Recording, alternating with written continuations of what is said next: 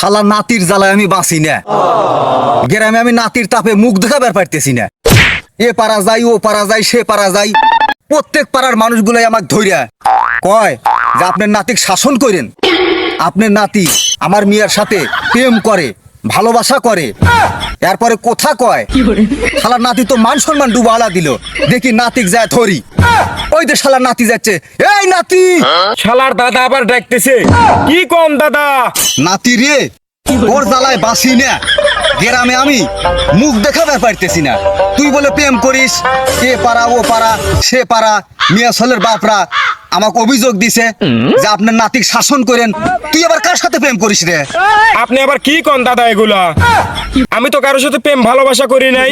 নাতি রে, তোকে আমি চিনি না। গ্রামের মানুষ আমাকে এমনি অভিযোগ দেয় তুই সাধু বাবা।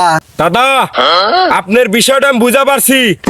এ পাড়া ও পাড়া সে পাড়া সেরিগারে আপনাদের ভালোবাসার চিঠি দেন।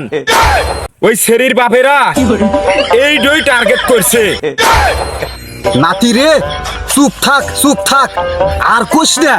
গ্রামের মানুষ এ পাড়া ও পাড়া সে পাড়ার মানুষ যদি যাই না পারে ওই সেরিগারে আমি ভালোবাসার চিঠি দিছি, তাহলে গ্রামের মানুষ আমাকে ধৈর্য ডুগডুগি বাজাবি।